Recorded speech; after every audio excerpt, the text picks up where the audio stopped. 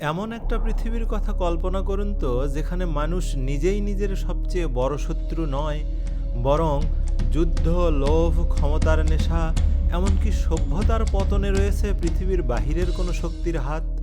একটা প্রাচীন বই দাবি করে স্বর্গ থেকে একদল ফেরেশতা নেমে এসেছিল পৃথিবীতে। তারা মানুষকে শিখিয়েছিল নিষিদ্ধ জ্ঞান, লোহা গলিয়ে অস্ত্র বানানো, রাসায়নিক পদার্থ ব্যবহার করে সৌন্দর্য বদলানো, ক্ষমতাকে প্রকৃতির বিরুদ্ধে ব্যবহার করা। আর সেই মুহূর্ত থেকেই পৃথিবীর ভারসাম্য ভেঙে পড়ে। শুনতে সাইফাই মনে হচ্ছে, তাই না? কিন্তু এটা লেখা হয়েছিল 2000 বছরেরও বেশি আগে। বইটির নাম দ্য বুক অফ এনক।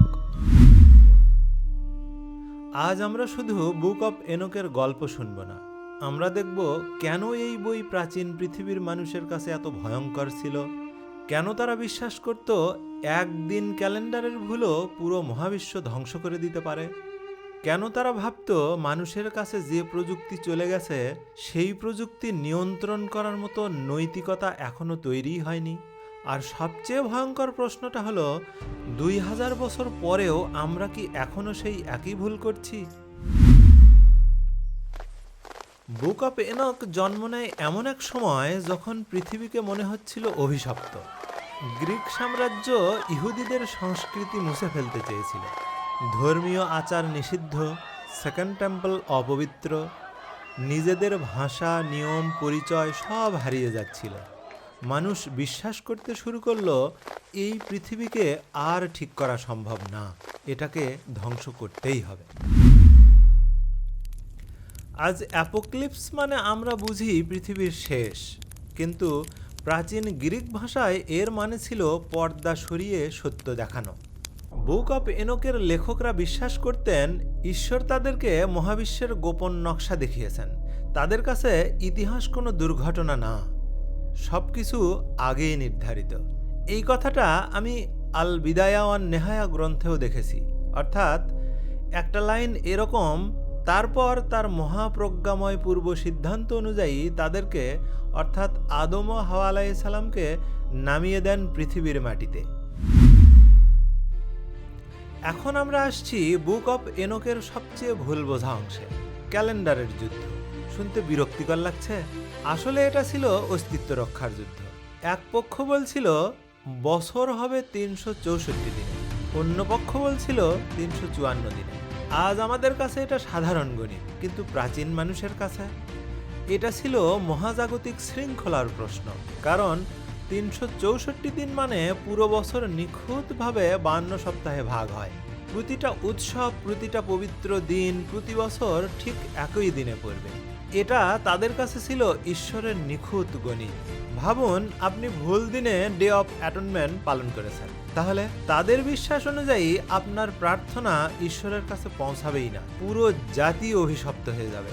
এটা ঠিক এমন যেন আপনি ভুল পাসওয়ার্ড দিয়ে মহাজাগতিক সার্ভারে ঢোকার চেষ্টা করছেন, কানেকশন ব্যর্থ। আর এ কারণেই এনকের 365 বছর বেঁচে থাকার গল্পটা এত গুরুত্বপূর্ণ। তিনি হয়ে উঠলেন সৌর ক্যালেন্ডারের জীবন্ত প্রতীক। তারপর আসে বুক অফ এনকের সবচেয়ে ভয়ঙ্কর অধ্যায়, 200 ফেরেশতা। তারা পৃথিবীতে নারীদের দেখে বিদ্রোহ করার সিদ্ধান্ত নেয়। তাদের নেতা শামিয়াজা জানতো এটা ঈশ্বরের বিরুদ্ধে যুদ্ধ, তবুও তারা মাউন্ট হারমনের চূড়ায় শপথ নেয় আর নেমে আসে পৃথিবীতে। তাদের সন্তানদের বলা হয় নেফিলিম, দানব। তারা পৃথিবীর সব ফসল খেয়ে ফেলে, প্রাণী শেষ, খাবার শেষ। তারপর তারা মানুষ খেতে শুরু করে। কিন্তু সবচেয়ে ভয়ঙ্কর চরিত্র ছিল আজাজেল। সে মানুষকে শিখিয়েছিল নিষিদ্ধ প্রযুক্তি, লোহা গলানো, তলোয়ার বা যুদ্ধের অস্ত্র তৈরি করা শেখানো, আর পাশাপাশি কসমেটিক্স, রাসায়নিক, চোখের প্রসাধন। আজ এগুলো স্বাভাবিক, কিন্তু তখন এগুলো মনে হতো প্রকৃতির নিয়ম হ্যাক করার মতো। আজ যেমন ডিপ ফেক বাস্তব আর মিথ্যার সীমা মুছে দিচ্ছে, প্রাচীন মানুষের কাছে প্রসাধনীয় ছিল তেমনই এক ধরনের রিয়েলিটি ম্যানিপুলেশন। তাদের মনে হয়েছিল মানুষ এমন জ্ঞান পেয়ে গেছে যেটা নিয়ন্ত্রণ করার মতো নৈতিকতা তার এখনো নেই। ভাবুন, এলিয়েনরা পৃথিবীতে এসে ক্যান্সারের চিকিৎসা না শিখিয়ে তাদের হাতে তুলে দিল বায়োলজিক্যাল ওয়েপনের কোড। মানবজাতি যে আতঙ্কে পড়বে, বুক অফ এনোকের লেখকরা ঠিক সেই আতঙ্কটাই অনুভব করছিলেন। এখন আসে সবচেয়ে গুরুত্বপূর্ণ অংশ, যেটা পরে নিউ টেস্টামেন্টের ডিমোনোলজি এর ভিত্তি হয়ে যায়। মহাপ্লাবনের সময় নেফিলিমদের শরীর ধ্বংস হয়, কিন্তু সমস্যা হলো তারা ছিল অমর ফেরেশতা আর মরণশীল মানুষের হাইব্রিড। তাই তাদের আত্মা মরেনি, তারা স্বর্গেও ফিরতে পারেনি, পৃথিবীতেই আটকা পড়ে যায়। আর বুক অফ এনোক অনুযায়ী এই আত্মাগুলোই হয়ে ওঠে পৃথিবীর প্রথম ডিমন্স। তাই নিউ টেস্টামেন্টে যখন যিশু ভূত তাড়াচ্ছেন, তখন প্রথম শতাব্দীর মানুষ এটাকে শুধুই রোগ নিরাময় হিসেবে দেখেনি। তারা বিশ্বাস করত মাউন্ট হারমনে শুরু হওয়া সেই প্রাচীন বিদ্রোহের শেষ অধ্যায় শুরু হয়ে গেছে। বুক অফ এনোকের সবচেয়ে সুন্দর অংশগুলোর একটিতে এনোক দেখছে তারারা নিখুঁত নিয়ম মেনে চলছে, ঋতু ঠিক সময়ে আসছে, প্রকৃতি কখনো বিদ্রোহ করছে না, শুধু মানুষ করছে। আর সেই বিদ্রোহের অস্ত্র প্রযুক্তি। হয়তো এ কারণেই বুক অফ এনোক আজ এত আধুনিক মনে হয়, কারণ প্রশ্নটা এখনো একই। আমরা কি এমন ক্ষমতা তৈরি করেছি যা নিয়ন্ত্রণ করার মতো জ্ঞান এখনো আমাদের হয়নি?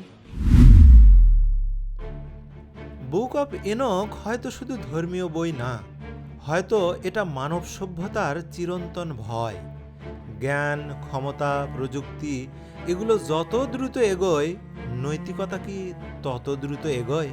নাকি আমরা এখনো আজাজিলের গল্পটাই বেঁচে আছি? আজকে আমরা বুক অফ এনোকের উপর এই অসাধারণ স্ক্রিপ্টটা রিভিউ করলাম। আর একটা জিনিস খুব স্পষ্ট, এই গল্পের ভয়টা শুধু পতিত ফেরেশতাদের না, ভয়টা হলো মহাজাগতিক শৃঙ্খলা ভেঙে যাওয়ার ভয়। ক্যালেন্ডারের একদিনের ভুল, প্রযুক্তির হঠাৎ আগমন, মানুষের হাতে এমন ক্ষমতা চলে আসা যা নিয়ন্ত্রণ করার মতো নৈতিকতা এখনো তৈরি হয়নি। প্রাচীন মানুষ এটাকে বলতো অভিশাপ, আজ আমরা একে বলি artificial intelligence, deepfake, biological engineering. নাম বদলেছে, কিন্তু আতঙ্কটা হয়তো একই রয়ে গেছে। ভিডিওটা কেমন লাগলো কমেন্ট করে জানাতে ভুলবেন না। কথা হবে পরের ভিডিওতে আবার নতুন কোনো বই নিয়ে কিংবা নতুন কোনো বিষয় নিয়ে। সে পর্যন্ত ভালো থাকবেন, ধন্যবাদ।